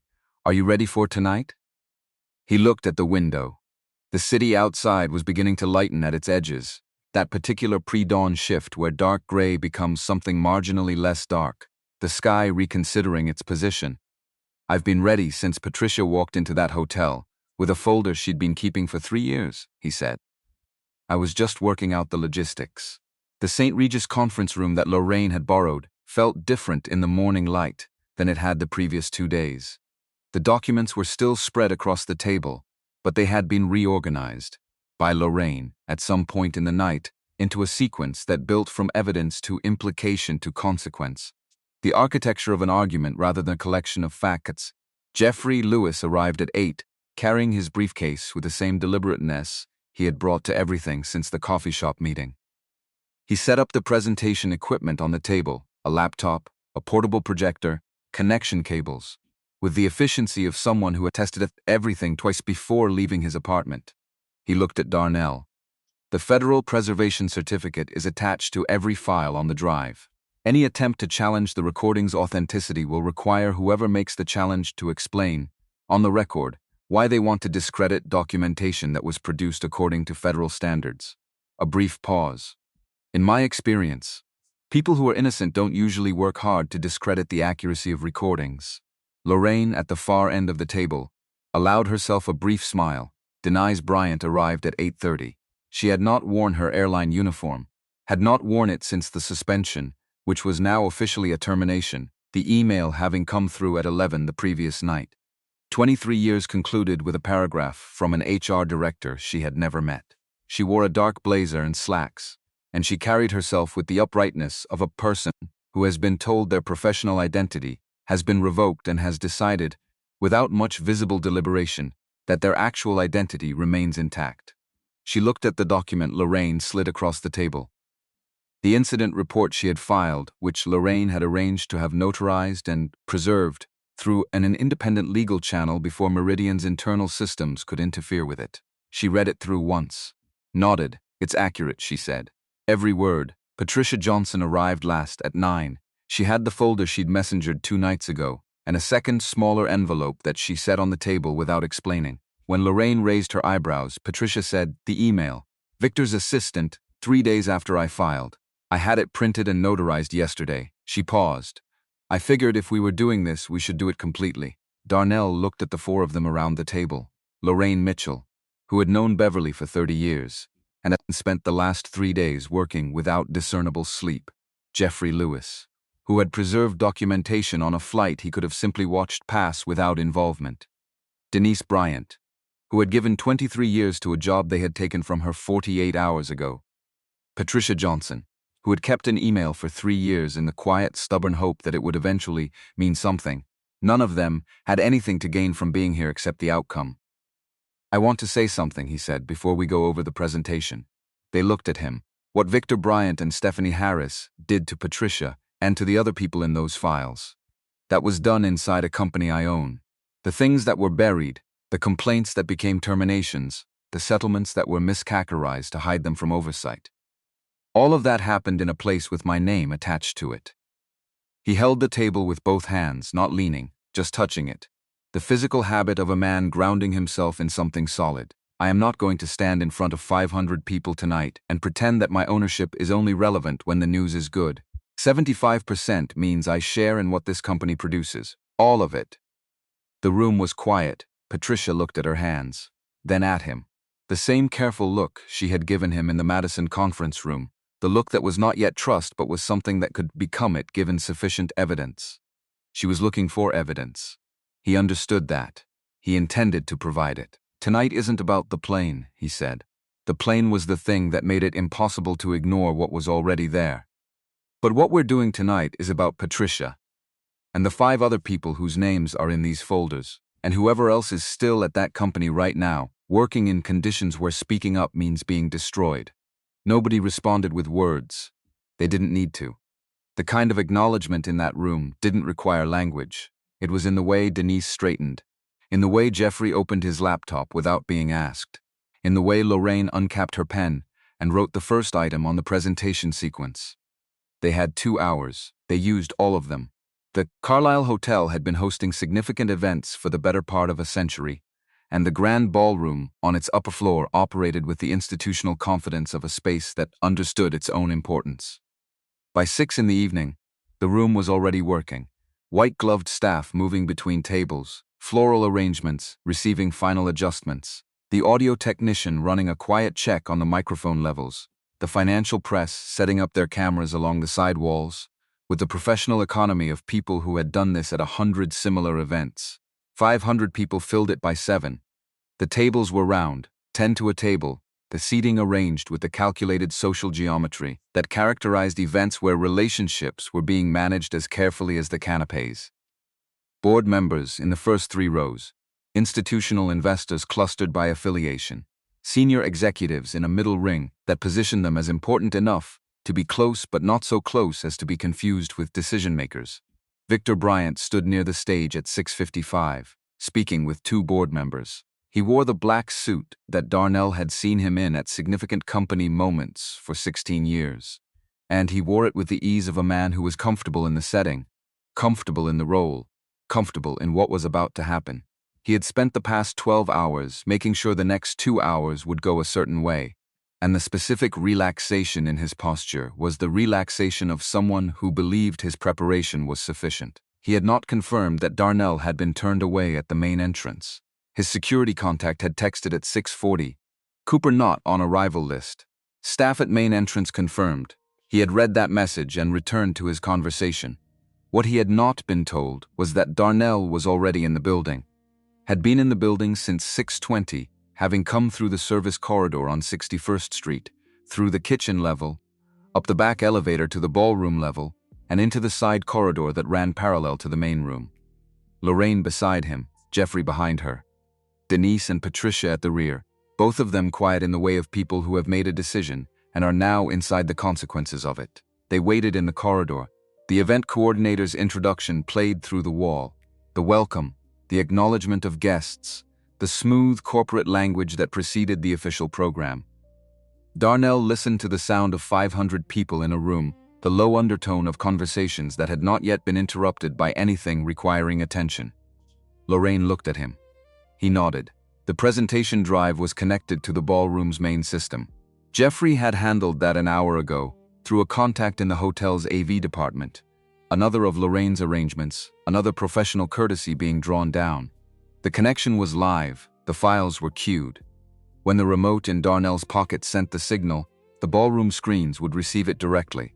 Bypassing the presentation console at the podium, he pressed the side of the leather bag. Then he reached into his inside jacket pocket and touched the folded piece of paper there. His father's handwriting, faded with age. The specific blue ink of a pen that James Cooper had favored for 30 years. 3 sentences, written at a battered desk in a rented warehouse in Atlanta in 1987, when the company was 1 truck and 1 contract, and the absolute refusal to stop. He had read it so many times he no longer needed to unfold it. This company exists to make things possible for people who were told things weren't possible. Treat everybody in it like they built it with you, because they did, and never let the size of what you've built make you forget the size of what it cost the people who built it with you. He put the paper back. Victor's voice came through the wall at 7:12. The introduction had finished. The formal program had begun. His voice carried the room the way it always had. Deep, measured, practiced in its authority. The voice of a man who understood that presence was a skill and had spent decades developing it. This evening marks an important moment for Meridian Holdings. The room settled into listening attention. We have navigated a challenging week with the steadiness that this company has always demonstrated in difficult conditions. Our fundamentals are strong, our team is committed, and the board is united in its determination to ensure that Meridian's future is built on the kind of leadership that inspires confidence in every stakeholder. Board members in the front rows nodded with the synchronized gravity of people who had been briefed on their role in the performance. To that end, Victor continued, I want to address directly the events of this week. What occurred on a commercial flight between Los Angeles and New York. The ballroom doors opened. Not forcefully, not dramatically. Just opened, the way doors open when someone with purpose on the other side decides it is time. Darnell walked in. The suit was right for the room. That had been Lorraine's calculation, that he needed to arrive looking like someone who belonged there. Not because belonging required performance, but because the visual argument mattered and he understood it. Navy suit, white shirt, no tie, the leather bag over his shoulder. Not the briefcase, the bag, Beverly's bag. Because tonight he was not performing authority, and the bag was the truest thing about him. Lorraine came in beside him. Jeffrey behind her with the briefcase. Denise and Patricia behind him, composed, present, carrying themselves with the particular dignity of people who have survived something and are here to account for it. Victor stopped speaking. The room turned. 500 people registering the entrance in real time. The recognition passing through tables in a visible wave as faces identified Darnell and then noticed the people behind him and began connecting information that the past 3 days had spread across news feeds and social media, and the private conversations that financial circles conducted when something interesting was happening in a company they were invested in. A board member in the front row, Brian Thompson, who had looked at the table and said nothing on Wednesday, turned fully in his seat. Victor found his voice in under 2 seconds, which was professionally impressive. Mr. Cooper, this is a closed 75%. Darnell said it without effort, his natural register filling the room that had gone quiet enough to carry it. I believe that qualifies. From the front row, Terry Coleman stood, slowly, with the deliberateness of someone who had decided something since Wednesday and was now acting on it.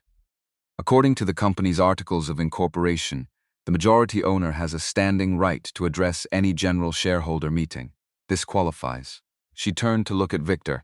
Let him speak. Victor's jaw did a thing that the room probably didn't see, but that Darnell, who was looking directly at him, did. The thing that jaws do when the next move in the sequence has just been blocked and the player is recalculating in real time. The recalculation took 4 seconds. Then Victor stepped back from the podium. Not all the way, but enough. Darnell moved to the stage. He did not take the podium immediately. He stood beside it for a moment, looking out at the room, at 500 people who had come here expecting a quarterly review and a leadership transition, and who were getting something categorically different. And he let the moment exist without rushing it. Thank you, he said. To the room, meaning it. I know this isn't what tonight's agenda said. I'll be brief where I can.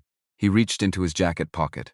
Not for his phone, for the remote. He held it loosely at his side. 3 days ago, I was on a commercial flight from Los Angeles to New York. What happened on that flight is on video that most of you have already seen. A pause. But the flight is not why I'm here tonight. The flight is where I found out that I had not been paying sufficient attention to what was happening inside this company. And I want to be specific about what I mean by that. He raised the remote, the ballroom screens, 4 of them, positioned along the walls at audience-visible angles. Lit simultaneously, the video from the flight began playing. The second time 500 people watched it, the experience was different from the first. The first time, on phones, on laptops, on cable news chyrons, the viewing had the distancing effect of screen mediation. The way recorded events are always slightly abstracted from the urgency of being present. In the grand ballroom of the Carlisle Hotel, with the audio through a professional sound system and the image at full display size, the abstraction was gone. Stephanie Harris's voice came through the speakers clearly. Her words, every specific choice of language, every escalation, every assessment of Darnell's clothing and his bag and his right to occupy the seat he had paid for, filled the room with a quality of sound that made several people visibly uncomfortable. Not because the words were new, because they were inescapable. The moment the video captured, her hand, her finger, the deliberate and careful nature of the gesture, produced a sound from the room that was not quite a gasp and not quite silence, but something in between. The auditory register of 500 people simultaneously absorbing something that confirmed what they had suspected but had not wanted to fully accept. When the video ended, the screens remained lit. "That is not why I called this meeting." Darnell's voice was even. Not cold, not performed. The same temperature it had been in every room for 3 days. The temperature of a man who had decided that the event in question did not require additional anger from him to make its moral weight clear. What you just saw is the context. This is the substance. The screens changed, personal files, formatted for legibility. Patricia Johnson's name at the top of the first document. Patricia Johnson worked at Meridian Holdings for 4 years. Her performance reviews, for the full duration of her employment up to 8 months before her termination, describe her as exceptional, as a high-potential candidate for expanded leadership. As, and I'm quoting directly from her annual review, someone whose judgment and initiative reflect exactly the qualities this company needs at the management level. He let the room read the document for a moment. Then, 8 months after she filed a formal complaint against her supervisor, she received a performance review that described her as resistant, disruptive, and unable to adapt. The incidents cited as evidence include 2 meetings that Patricia's own calendar confirms she was not invited to attend, a sound from the room, harder to describe than the previous sound. Something with more edges. Patricia is not alone. The screen shifted. 5 other complaints, 5 other employees, the same pattern. Complaint filed, complaint routed to HR, complaint resolved, employee managed out, settlement offered, settlement accepted, because the alternative was a legal fight against a company with more resources and more lawyers than any of these individuals had access to. He paused. The settlements contained non-disclosure clauses. Silence, purchased at company expense, miscategorized in the financial records as operational expenditures to avoid standard legal review. Another pause. That is fraud. The word landed in the room, the way words land when the room has been building toward them for a while without knowing it.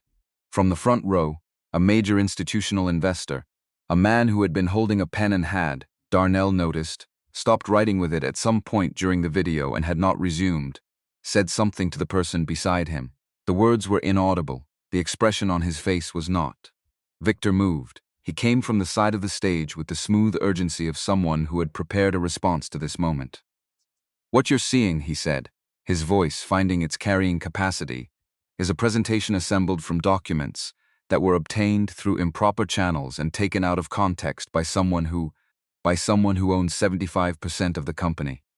Same temperature, and who therefore has full legal access to every document you just saw on those screens. The board has voted, Darnell said, based on fabricated evidence." He looked at Victor directly. "Emails were released to the press 2 days ago with my signature on them.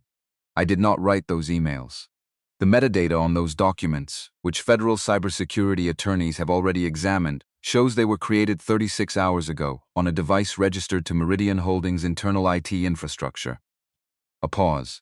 "Would you like to discuss that?" Victor's expression did the thing that expressions do when the planned sequence has collapsed, and there is no prepared response for where things have actually arrived. The second set of screens came alive. Jeffrey Lewis walked to the podium. He moved with the unhurried precision that had characterized everything he'd done since the flight. He connected his laptop, pulled up the audio file interface, looked at the room once, and pressed play. Victor Bryant's voice came through the speakers. The first sentence was enough. Just the first one, the instruction, given at a baggage carousel at JFK on a Sunday evening, clear and specific, naming Denise Bryant by name, describing the action to be taken, explaining the reason it needed to happen, before she could file anything official. 500 people heard Victor Bryant's voice giving that instruction, and the room underwent a change that was almost physical. A collective shift in understanding that had nothing to do with being told what to think, and everything to do with being shown what was true. The audio continued. 31 seconds. Long enough. More than enough. When it ended, the room was a different room than it had been when it began. Victor stood at the edge of the stage. He had stopped moving. He was looking at the floor, which was the first time Darnell had seen him look at the floor, and the sight of it, the man who had always known which direction to face, was one of the more honest things Darnell had witnessed in 3 days. From the main ballroom doors, 3 people entered. They moved with the economy of purpose that distinguished them immediately from the event guests. Not aggressive, not theatrical, the simple and undeniable efficiency of people who were here to do a specific thing and were doing it. The lead agent reached the stage in 12 steps. Victor Bryant. The voice carried the room without effort. Federal Bureau of Investigation. You're under arrest for conspiracy to obstruct justice, financial fraud, and witness intimidation. A pause that had no drama in it, just the administrative calm of a process being executed correctly. Please step down from the stage. The sound that went through the ballroom was not like any of the previous sounds. It was the sound of 500 people processing something they were watching in real time, that they would be describing to other people for the rest of their lives. Not chaos, not shouting. A collective, stunned attention. The full concentration of a room that understood it was present at something that would matter beyond this evening. Victor looked at Darnell. The look lasted 3 seconds. There was something in it that was not the look of a man who had been caught. It was older than that, more complicated. The look of a man who had understood, somewhere in the middle distance of the past 3 days, that the sequence he had set in motion had led here, and who was now present at the destination without the resources to be anywhere else. He stepped down from the stage. The handcuffs were applied with the quiet efficiency that federal agents bring to the action. No performance, no commentary. The simple procedural conclusion of something that had been building since before the gala began. The room watched him walk toward the doors. No one applauded. That wasn't the right response, and the room seemed to understand that. Some things are not occasions for applause. Some things require a different kind of witness, the kind that is simply present and remembers, and carries what it has seen. Stephanie Harris had been in the room since 6:45. She had arrived, as she always arrived at company events, with the composed precision of someone who controlled her entrance the way she controlled most things, timing it for impact, positioning herself where she could be seen by the people she needed to see her, wearing the kind of expression that communicated serene authority. The evening had not gone the direction of serene authority. She was still standing near her table when the federal agents led Victor through the door. She had not moved during the presentation, had not attempted to leave. Whether that was calculation, recognizing that leaving would be worse, or something else, some simpler inability to process the velocity of what had happened, was not clear from the outside. She looked at Darnell as he descended from the stage. He walked toward her table because she was between him and the path he was taking, and because there was no reason to avoid the moment. He did not rehearse what he was going to say. He had not rehearsed it the night before either, because there had been nothing to rehearse. Whatever was going to be said would be said as it came, with the same directness that had gotten him through the rest of it. She spoke first, Darnell. Her voice was smaller than it had been at any point in the previous 3 days. Not performing smaller, actually smaller. The voice of someone who has been standing in wind for a long time and has run out of the internal resource that makes standing in wind possible. I need you to understand. I never meant for it to become. I know what you meant it to become. Not harshly, accurately. You meant for it to be managed. Quietly. The way everything before it was managed quietly. Patricia and the others. You didn't set out to destroy those people specifically. You set out to protect your position, and they happened to be in the way, and the system around you had enough machinery to make their removal look like something else. She pressed her lips together. It wasn't disagreement, it was recognition. I'm sorry, she said, for the plane, for what I said, for Mrs. Harris. The 2 words were not cruel, they were precise. You're not sorry for what you did. You're sorry that I mattered more than you thought I did. The sentence went into the space between them and did not come back. He held her look for a moment longer, not to punish her with it. But because she had been, until this week, a person who moved through consequences, she had caused without ever being required to remain present inside them. And the least he could do was require her to stand in this one for 3 seconds.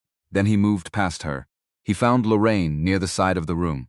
Her expression, which had been controlled and professional for the entirety of the evening, had relaxed into something that was almost tired. Not defeated, but the tiredness of sustained effort finally permitted to acknowledge itself. Patricia, he said. Lorraine nodded toward the left side of the room.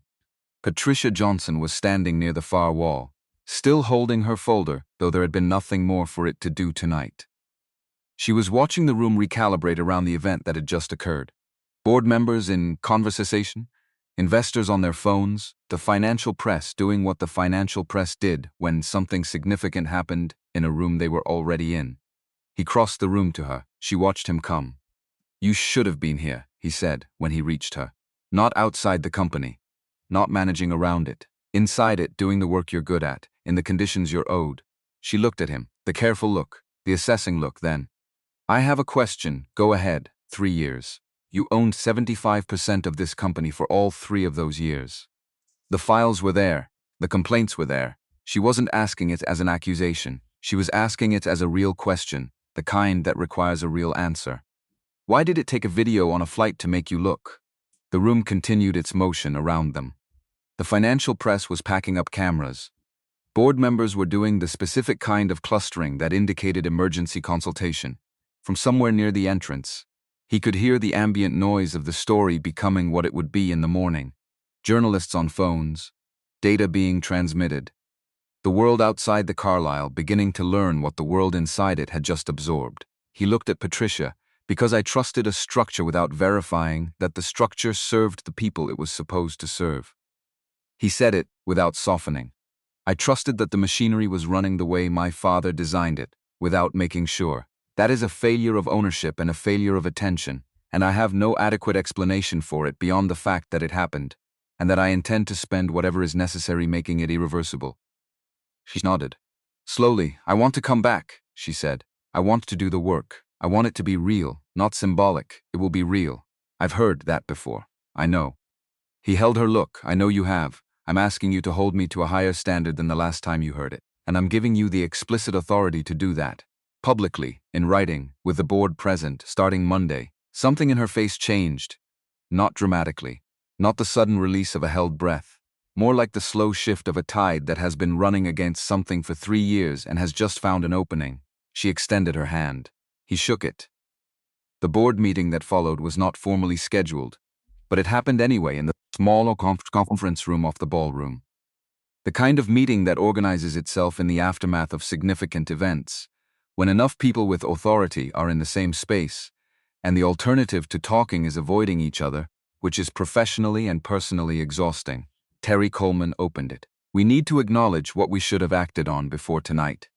She looked around the table. I'm including myself in that. Brian Thompson, who had said nothing on Wednesday, said something now. The complaint files go back 5 years. Some of those settlements were reviewed at the board level as standard legal expenses. We had questions and we didn't ask them because Victor presented them as resolved, and it was more comfortable to accept resolved than to interrogate what resolution actually meant in these specific cases. He paused. That has to be on the record. Our part in this has to be on the record. Darnell looked at him. This was the difference between accountability and its absence. The willingness to be specific about what you did and what you failed to do, in a room where specificity had consequences. Brian Thompson looked like a man who understood that and was choosing it anyway. The investigation will be external, Darnell said. Independent ethics firm, federal oversight given the financial fraud element. The board will cooperate fully with both, which means full document access, full interview access, no legal maneuvering to limit scope. He looked around the table. Does anyone have an objection to that? Silence, not the silence of resistance. The silence of people who had been relieved of the weight of pretending that the previous approach had been adequate. Stephanie Harris's employment is terminated, effective immediately. He said it without ceremony, because it required none. All benefits and equity reversed based on the cause provisions in her contract. The legal team will handle the formal notice. A pause. Victor Bryant's compensation arrangements will be reviewed as part of the federal investigation.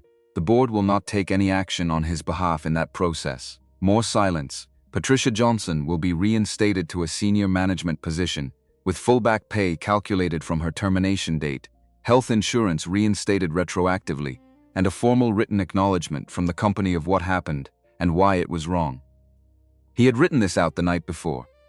He read it from his own handwriting on an index card, not because he needed it, but because precision mattered here and he wanted every word to be the right one. She will lead the new Employee Advocacy Division, which will operate independently from HR, with direct board reporting authority, and the explicit mandate to ensure that what happened in these files cannot happen again. Terry Coleman wrote something down. Brian Thompson was still looking at the table, but differently now, not avoiding processing denies Bryant. He set down the index card. Her suspension and termination will be reversed, and the matter referred to the airline with a formal communication from Meridian Holdings, acknowledging that the action against her was retaliatory. We will support whatever legal action she chooses to pursue against both the airline and the company. A brief pause. And she's been offered a position here as corporate ethics director, which she has accepted. He looked at the room. These are not symbolic gestures. They are the minimum. There are 5 other former employees whose files document similar patterns. The ethics investigation will identify them, and the company will reach out to every one of them with a compensation offer and an apology that does not contain a non-disclosure clause. He put the index card in his jacket pocket. We will not buy silence anymore. If we have done something wrong, we will say so. The meeting lasted another 40 minutes, covering the immediate governance questions, who would serve as interim leadership while the CEO search continued under new parameters, what the public statement would contain, how the financial restatements required by the fraud finding would be handled. It was not a comfortable 40 minutes, but it was honest in a way that Darnell suspected those 42 floors had not been in any official meeting for a long time. When it ended, he was the last one left in the room. He sat for a moment in the quiet. The ballroom on the other side of the wall was winding down. The sound of chairs being stacked somewhere, the muted conversation of staff clearing tables. The city outside was processing another night, without particular interest in what had occurred inside any specific building. He thought about his father, about a warehouse in Atlanta, about one truck and one contract and the specific gravity of a principle that had survived 20 years of being the foundation of something real. He thought about Beverly and the lobby and the 40-second rule about first impressions. He thought about Patricia Johnson's folder. 3 years in a drawer, waiting. He took out the piece of paper from his jacket pocket, unfolded it, read his father's handwriting one more time, though he knew every word, because some things are worth reading again, not because you've forgotten them, but because they deserve to be read. This company exists to make things possible for people who were told things weren't possible. Treat everybody in it like they built it with you, because they did, and never let the size of what you've built make you forget the size of what it cost the people who built it with you. He folded it, put it back. 2 weeks later, the changes were no longer announced. They were present. The office spaces on the executive floor had been reconfigured. The opaque doors replaced with glass. The space reorganized to reduce the physical hierarchy that had made certain people feel, for years, that they were passing through territory that belonged to someone else. It was a small thing. But small things, compounded, were how environments were built, and Darnell had been thinking carefully about the difference between changing policies and changing the conditions that policies were supposed to serve. The formal announcement was made on a Monday morning, with the full company assembled in the largest conference space and the overflow watching on the internal video feed. He did not read from prepared remarks for most of it. He had notes, but what he mostly did was talk, directly, without the managed distance that corporate communications traditionally maintained between leadership and the people leadership was ostensibly serving. He described what he had found in the files, not in general terms, specifically, with the actual numbers and the actual patterns and the actual language that had been used to make discrimination look like performance management. He said the company had done this. Not certain individuals within the company had acted inappropriately. The company, under his ownership, with his implicit permission expressed through years of not looking closely enough. The room was very quiet. He announced the external investigation. The Victim Compensation Fund.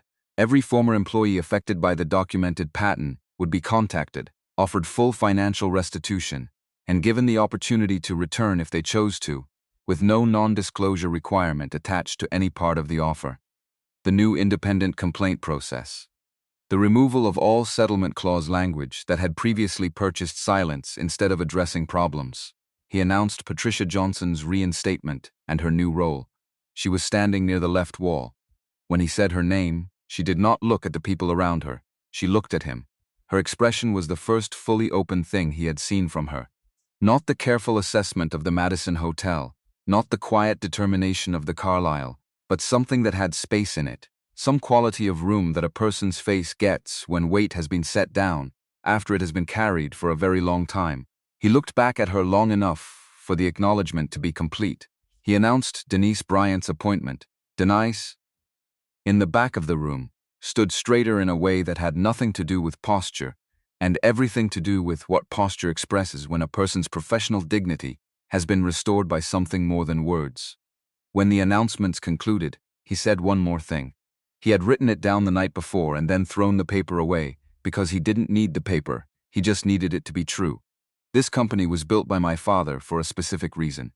Not to grow, not to generate returns. Those things were consequences.